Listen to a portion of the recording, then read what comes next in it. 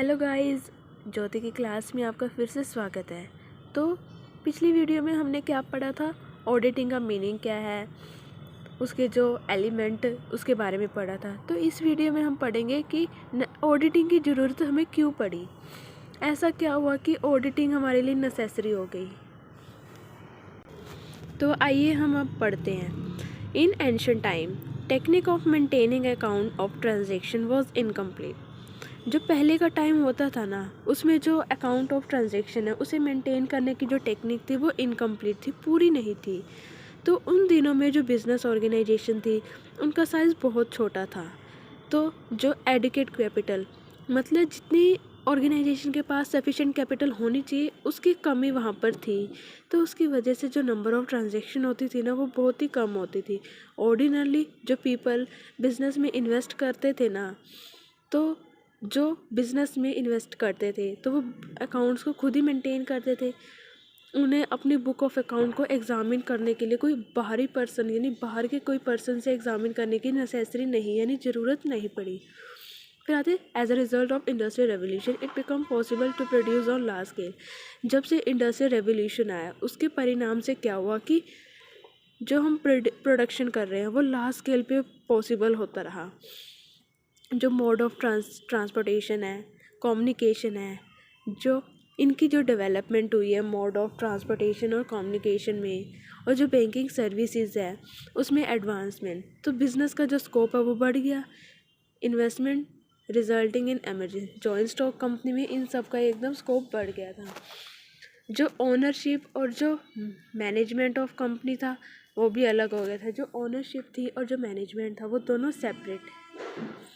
जो in joint stock company, जो joint stock company है उसमें शेयर होल्डर कैपिटल इन्वेस्ट करते थे कंपनी में और वो रियल ओनर होते हैं कंपनी के। लेकिन जो शेयर होल्डर होते हैं ना वो वाइड एरिया में। इस पॉइंट का मतलब क्या है कि जो जॉइंट स्टॉक कंपनी है ना उसमें शेयर होल्डर अपनी कैपिटल में इन्वेस्ट करते हैं, वो रियल ओनर होते हैं कंपनी के, रिस्क भी वो ज़्यादा बियर करते हैं। लेकिन जो शेयर होल्डर होते हैं ना वो बहुत ज़्यादा शेयर होल्डर होते हैं, तो पूरे एरिया में वो स्प्रेड फैले होते हैं। और वो जो एक्चुअल जो डे टू डे मतलब रोज़मर्रा दिन में जो भी डे टू डे जो बिज़नेस रन होते थे उसमें जो भी एक्टिविटी होती थी, कोई भी डिसीज़न वगैरह लेना तो उसमें वो हर एक शेयर होल्डर पार्टिसिपेट नहीं कर पाता था। तो इस सर्कमस्टांस में क्या हो गया कि it become necessary to assure them that their capital is safe. तो इसमें यह ज़रूरी हो गया कि उनकी कैपिटल को सेफ रखना बहुत ज़्यादा ज़रूरी है। तो कैसे रखें? सिर्फ यही नहीं, they also have to be convinced that book of account prepare by manager who actually in control of capital. सिर्फ यही नहीं, वो ये भी कन्विंस करते थे जो बुक ऑफ अकाउंट मैनेजर के द्वारा प्रिपेयर कर जो एक्चुअली कैपिटल को कंट्रोल करता था, ट्रू और करेक्ट होती थी। लेकिन ये सभी शेयर होल्डर के लिए पॉसिबल नहीं है कि वो बुक ऑफ अकाउंट को खुद देम से यानी खुद एग्ज़ामिन करें दे। तो मतलब जो शेयर होल्डर है वो वाइड एरिया में फैले हुए हैं, हर एक के लिए पार्टिसिपेट करना बहुत ज़्यादा मुश्किल है। कैपिटल सेफ भी उनकी ज़रूरी है। जो जो मैनेजर मतलब जो एक्चुअली कैपिटल को कंट्रोल करते हैं उनको एग्ज़ामिन करना, लेकिन सभी शेयर होल्डर के लिए तो पॉसिबल नहीं है कि वो सारी बुक ऑफ अकाउंट को एग्ज़ामिन करे खुद।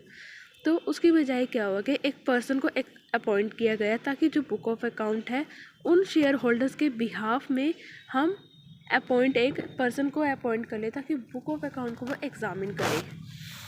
ऑडिटिंग जो है वो इन डेप्थ एग्जामिनेशन की जाती है, पूरी डिटेल में की जाती है। यानी कि ऊपर ऊपर से हमने एग्ज़ामिन कर लिया, पूरे प्रॉपर सिस्टमेटिक ऑर्डर के साथ रूल्स और रेगुलेशंस के साथ हम उसे एग्ज़ामिन करेंगे विद द एम ऑफ ताकि जो ट्रूथफुलनेस और रेगुलरिटी वहाँ पर बनी रहे, कोई भी एरर या फ्रॉड होने के वहाँ पर चांस ना हो।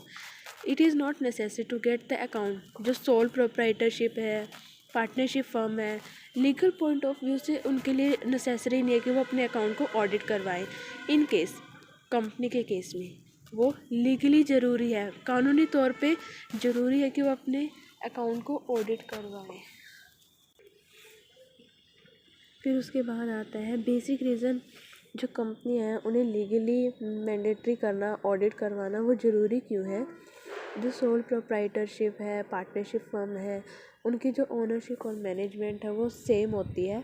कंपनी के केस में जो ओनरशिप और जो मैनेजमेंट है वो अलग अलग होती है, यानी सेपरेट होती है। Audit is an examination of work and account of management on behalf of owner. जो ऑडिट है वो बुक ऑफ अकाउंट को और जो वर्क होता है उसको एग्ज़ामिन किया जाता है, ओनर के बिहाफ में वो किया जाता है।